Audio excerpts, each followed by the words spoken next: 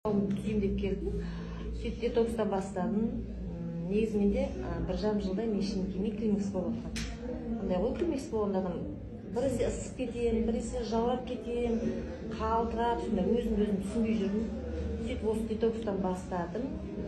1 ай ішіп, 2-ші ай парашют ішіп жүргенде осы жеңіс жағы қатты ауырды. 3 күндей ауырды. Күйеуім скорый шақырайма деп, жоқ керегі жоқ деп қоямын. Қалыңдасынан сұрағым осы нормально болады, шыдаңыз деді да.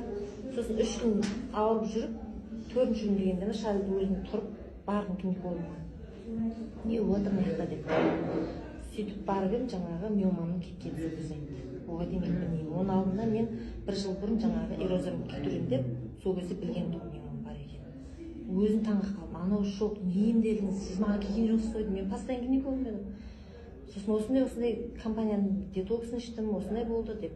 Содан кейін мына Аллаға шүкір, мешітінен уақытылы келіп отыр.